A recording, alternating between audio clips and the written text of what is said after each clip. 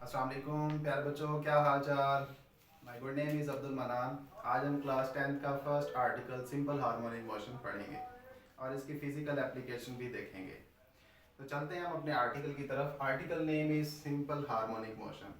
मैंने हेडिंग्स दे दी हैं, बुक के अंदर कोई भी हेडिंग नहीं लिखी हुई। आप इस डेफिनेशन को हम बाद में डिस्कस करेंगे जब हमारे पास कंप्लीट कैलकुलेशन हो जाएगी। आपको ये खुद ब खुद डेफिनेशन आप खुद से लिखेंगे इंशाल्लाह। तो हम पहले डायग्राम को देखते हैं। डायग्राम के अंदर आपके पास एक स्प्रिंग है, ठीक है। स्प्रिंग के दो एंड हैं। एक एंड को हमने फिक्स सपोर्ट के साथ बांध दिया है, अटैच कर दिया है, और दूसरी साइड जो दूसरा एंड है उसके साथ एक मैस एम अटैच हम लोगों ने कर दिया है। ये जो स्प्रिंग है अपनी मेन पोजीशन यानी ओरिजिनल पोजीशन ओ के ऊपर पड़ा हुआ है। जब इस मैस एम के ऊपर एक फोर्स एफ अप्लाई करूंगा और इस बॉडी को मैं ले जाऊंगा एक एक्सट्रीम पोजीशन ए के ऊपर, तो ये बॉडी यहाँ पे आके कुछ नैनो सेकेंड्स के लिए रुकेगी। हम ये भी जानते हैं कि हर एक्शन का एक रिएक्शन होता है जो equal in magnitude but opposite in direction होता है। अगर आप इस तरफ एक फोर्स अप्लाई करते हैं तो एक फोर्स आपको फील होगी कि वापस भी एक बॉडी को खींच रही है। मैं आपको यूँ समझाता हूँ। इस मैच को मैंने एक फोर्स लगा के इस तरफ खींचा है, तो मेरे इधर मसल्स को फील होगा कि एक ऐसी फोर्स भी है जो मुझे वापस इस स्प्रिंग को इस मैच को वापस खींच रही है ओरिजिनल पोजीशन ओ की तरफ। वो फोर्स हमारे पास बेसिकली रीस्टोरिंग फोर्स का करेक्टर अदा कर रही होती है। अब यहाँ तक आपको समझ आ गया। हम यहाँ पे पहुंचे, अप्लाइड फोर्स लगाई हमने, एक्सट्रीम पोजीशन ए पे पहुंच चुके हैं। अब यहाँ पे बॉडी कुछ नैनो सेकेंड्स के लिए रुकेगी। ड्यू टू रीस्टोरिंग फोर्स ये बॉडी वापस अपनी मेन पोजीशन ओ पर आएगी। बट हम ये भी जानते हैं कि न्यूटन फर्स्ट लॉ ये कहता है अगर कोई बॉडी रेस्ट में है तो वो रेस्ट में रहेगी, और अगर कोई बॉडी अपनी यूनिफॉर्म मोशन में है तो वो अपनी मोशन को कंटिन्यू रखेगी अनटिल उसके ऊपर कोई एक्सटर्नल फोर्स अप्लाई ना हो। तो ये बॉडी ओरिजिनल पोजीशन ओ पर नहीं रुकेगी due to Newton first law and inertia, और ये बॉडी एक्सट्रीम पोजीशन बी पर पहुंच जाएगी। और इस तरह ये अपनी to and fro back and forth motion को कंटिन्यू रखेगी। इसका मतलब है कि ये एक एसएचएम है। अब ये जो बातें मैंने आपको यहाँ पे बताई हैं वो सारी बातें मैंने यहाँ पे लिख दी हैं। मैं दोबारा कॉल भी कर देता हूँ। When we apply a force on mass m, it reaches at extreme position A। वही बात जो मैंने आपको अभी की थी कि हम इस मैस के ऊपर एक फोर्स लगाते हैं और एक्सट्रीम पोजीशन ए पर पहुंच जाते हैं। अब एक्सट्रीम पोजीशन पे हम पहुंच चुके हैं, वहां पे बॉडी कुछ नैनो सेकंड्स के लिए रुकेगी। Due to restoring force it moves back to mean position, but due to inertia it can not stop at mean position and continue its motion and reach other position extreme position B. तो वही बात है कि ये body restoring force की वजह से वापस मेन पोजीशन पर आएगी, बट मेन पोजीशन पर रुकेगी नहीं क्योंकि इनर्शिया ये कहता है कि अपनी मोशन को कंटिन्यू रखेगा और ये बॉडी एक्सट्रीम पोजीशन बी पे पहुंच जाएगी।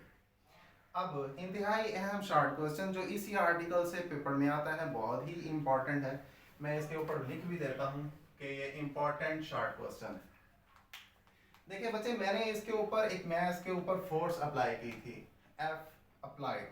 अब जितनी ज्यादा ये फोर्स होगी उतनी ही ज्यादा इस बॉडी ने डिस्प्लेसमेंट तय किया है। जितना ज्यादा हम फोर्स लगाएंगे उतना ही ज्यादा इसके अंदर डिस्प्लेसमेंट होगा। बट ये स्प्रिंग है और फोर्स और डिस्प्लेसमेंट तब तक ही एक दूसरे के डायरेक्टली प्रोपोर्शनल होंगे जब तक इसकी इलास्टिक लिमिट कंटिन्यू रहेगी या इसकी इलास्टिक लिमिट होगी। इलास्टिक मीन्स यहाँ वो लिमिट जिसके अंदर ये फोर्स को बेयर कर सकता है और टूटता नहीं है मटेरियल। तो F applied directly proportional to force. तो मैंने यहाँ पे लिख भी दिया है, force is directly proportional to the displacement with in elastic limit. अब फोर्स को हम F के साथ रिप्रेजेंट करते हैं, डायरेक्टली प्रोपोर्शनल को ये वाले सिंबल से रिप्रेजेंट करते हैं, और ये हमारे पास सिंपल हार्मोनिक मोशन है, इसके अंदर हम डिस्प्लेसमेंट को x के साथ रिप्रेजेंट करते हैं। तो F directly proportional to displacement. जब आप इस प्रोपोर्शनलिटी के साम को सॉल्व करेंगे या इस क्वेश्चन को सॉल्व करेंगे तो आपके पास एक के बतौर कांस्टेंट आ जाएगा। नाउ हम स्प्रिंग कांस्टेंट एक अदर शॉर्ट क्वेश्चन है जो इसी आर्टिकल से निकलता है, उसको थोड़ा सा डिस्कस करने की कोशिश करते हैं, और इससे एक एमसीक्यूज भी आता है, उसको जरूर देखेंगे हम लोग। देखिए ये F इज इक्वल टू के एक्स है। अगर f इज इक्वल टू के एक्स है, x जो है k के साथ मल्टीप्लाई हो रहा है, तो इस तरफ इक्वालिटी की साइड पे आके ये डिवाइड हो जाएगा, तो k is equal to F over X हो जाएगा। देखिए ये फोर्स है और ये हमारे पास एक्सटेंशन या डिस्प्लेसमेंट कह सकते हैं आप इसको, तो ये दोनों डिवाइड हो रहे हैं। इट मींस ये रेशो है किसकी, फोर्स की है और एक्सटेंशन यानी डिस्प्लेसमेंट ऑफ द स्प्रिंग है। तो मैंने ये लिख दिया, ratio of applied force to the extension in the spring called spring constant. ये इसका फार्मूला है स्प्रिंग कांस्टेंट के का। नाउ बेटा ये के जो है किस चीज के ऊपर डिपेंड करता है, स्टिफनेस ऑफ मटेरियल के ऊपर ये डिपेंड कर रहा होता है। जितना ज्यादा मटेरियल हार्ड होगा उतना ही ज्यादा आपके पास स्प्रिंग कांस्टेंट होगा, जितना सॉफ्ट मटेरियल होगा उतना ही स्प्रिंग कांस्टेंट के की वैल्यू कम होगी, मिनिमम होगी। तो ये बात मैंने इधर लिख भी दी है। अब हम एक इम्पोर्टेंट एमसीक्यूज को डिस्कस करते हैं जो पेपर में बार बार रिपीट होता है। देखिए यहाँ से आप फोर्स का यूनिट निकालें तो वो आपके पास न्यूटन आएगा ओवर ये एक्स डिस्प्लेसमेंट है। 9th क्लास के अंदर आप लोग पढ़ चुके हैं डिस्प्लेसमेंट या डिस्टेंस दोनों ही लेंथ होती हैं और इसका यूनिट मीटर होता है, तो ये हो जाएगा न्यूटन पर मीटर। तो आपसे ये बारहा क्वेश्चन जो है एमसीक्यूज के तौर पे पूछा जाता है कि स्प्रिंग कांस्टेंट का यूनिट क्या है। तो स्प्रिंग कांस्टेंट का यूनिट जो है वो हमारे पास बेसिकली न्यूटन पर मीटर होता है। ये बात मैंने यहाँ पे लिख दी है। अब जो रीस्टोरिंग फोर्स है इसका कॉन्सेप्ट लेते हैं हम लोग। देखिए मैं इस बॉडी को एक एक्सट्रीम पोजीशन ए पर लेके गया था, वो हमारी अप्लाइड फोर्स की वजह से गया था। मैंने आपको ये भी बताया था कि एक ऐसी फोर्स हमारे मसल्स को फील होगी जो इस बॉडी को वापस खींच रही होगी। अब वो फोर्स जो वापस खींच रही है उसे रीस्टोरिंग फोर्स कहते हैं। वो फोर्स ये चाहती है कि ये बॉडी अपनी मेन पोजीशन पर वापस आ रहे, यानी अपनी असल जो शेप है उसकी ओरिजिनल शेप है उसको ये वापस गेन कर सके। तो restoring force the force which brings the mass back to its mean position called restoring force. अब ये हमेशा ही restoring force directed towards mean position होता है। रीजन देखिए मैंने आपको बताया था न्यूटन थर्ड लॉ जो है वहां पे एप्लीकेबल है, F R is equal to F applied, but दोनों एक दूसरे की डायरेक्शन के क्या हैं, अपोजिट हैं।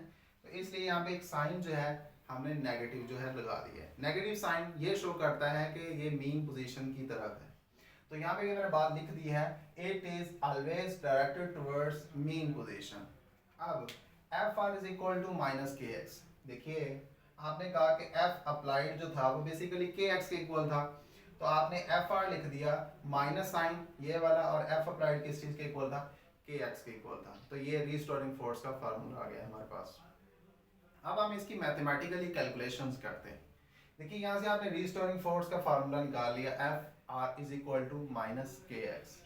न्यूटन सेकेंड लॉ ये हमें कहता है कि F is equal to M A. 9th class में आप लोगों ने ड्राइव किया था, लॉन्ग क्वेश्चन था, बहुत ज़्यादा इंपॉर्टेंट। अब इन दोनों इक्वेशंस को अगर हम कंपेयर कर लें तो M A is equal to आएगा माइनस के एक्स। एम जो है बेसिकली ए के साथ मल्टीप्लाई हो रहा है, इक्वालिटी के दूसरी साइड पे जाके ये डिवाइड हो जाएगा, यानी माइनस के ओवर एम इंटू एक्स हो गया। के यहाँ पे स्प्रिंग कांस्टेंट है, एम मैस है, मैस भी एक कांस्टेंट है। अब यहाँ पे मैंने लिख दिया constant, minus constant into x. अब माइनस कांस्टेंट को अगर हम इसको सिंप्लीफाई करें तो a directly proportional to minus x आ गया। यही तो डेफिनेशन है प्यारे बच्चों। देखिए a एक्सेलरेशन है, ये डायरेक्टली प्रोपोर्शनल का साइन है। Acceleration is directly proportional to the displacement, negative sign shows mean position. Acceleration is directly proportional to displacement but always towards mean position. यही बात मैंने पहले लिख दी थी, लेकिन उसको ड्राइव मैंने किया और फिर मैंने आपको बता दी। अब यहाँ पे टाइम पीरियड का फार्मूला है, T is equal to 2 pi m over K square root. ये फार्मूला कैसे आया ये तो खैर दाद की बहस है, आप फर्स्ट ईयर के अंदर जाके डिस्कस करेंगे इसको ये कैसे आता है, बट मैंने ये फार्मूला यहाँ पे लिख दिए। ये फार्मूला ये बताता है कि T is directly proportional to m square root. अगर आप मैथ को 2 टाइम्स इंक्रीज कर देते हैं तो आपके पास जो टाइम पीरियड है वो 2 स्क्वायर रूट टाइम्स इंक्रीज होगा। और इसी तरह t is inversely proportional 1/k square root. अब k जो है वो बेसिकली अगर 2 टाइम इंक्रीज करते हैं तो टाइम जो है वो आपका 2 स्क्वायर रूट टाइम्स जो है वो डिक्रीज कर जाएगा। ये सारी आज की कंक्लूजन थी, समरी थी, बट हमारे साथ जुड़े रहिए। हमने अभी कुछ एमसीक्यूज डिस्कस करने हैं जो इन सब कंक्लूजन से हमने हासिल की। एक्सट्रीम पोजीशन, यहाँ पे देखिए जब बॉडी इस एक्सट्रीम पोजीशन पे आएगी तो डिस्प्लेसमेंट क्या होगा, मैक्सिमम होगा। अगर डिस्प्लेसमेंट मैक्सिमम है तो इसका मतलब ये हुआ कि एक्सेलरेशन भी क्या होगा, मैक्सिमम होगा। एक्सट्रीम पोजीशन पे डिस्प्लेसमेंट मैक्सिमम, एक्सेलरेशन भी मैक्सिमम। अब काइनेटिक एनर्जी का फार्मूला क्या होता है, वो होता है हाफ mv²। इधर आके बॉडी ने एक्सट्रीम पोजीशन पे कुछ नैनो सेकंड्स के लिए रुकना है तो उसकी वेलोसिटी क्या हो जाएगी, 0। अगर यहाँ पे आप वैल्यू पुट करें हाफ mv की जगह पे 0 का स्क्वायर तो आपके पास काइनेटिक एनर्जी एक्सट्रीम पोजीशन पे आएगी 0। तो हमें यहाँ से 2 लेसन मिलते हैं। एक्सट्रीम पोजीशन के ऊपर वेलोसिटी भी 0 यानी मिनिमम, काइनेटिक एनर्जी भी मिनिमम। अगर काइनेटिक एनर्जी जो एक्सट्रीम पे मिनिमम है तो पोटेंशियल एनर्जी इसका उल्ट होता है, वो क्या हो जाएगी, मैक्सिमम। अब मेन पोजीशन में बात कर लेते हैं। मेन पोजीशन पे displacement minimum, acceleration minimum, potential energy भी मिनिमम होगी, काइनेटिक एनर्जी और वेलोसिटी दोनों मैक्सिमम होंगी। ये आपने चार्ट बच्चों लाजमी तौर पे याद रखना है क्योंकि यहाँ से एमसीक्यूज पेपर के अंदर लाजमी तौर पे आते हैं। तब तक के लिए अल्लाह हाफिज़, जुड़े रहिए हमारे साथ। अल्लाह हाफिज़।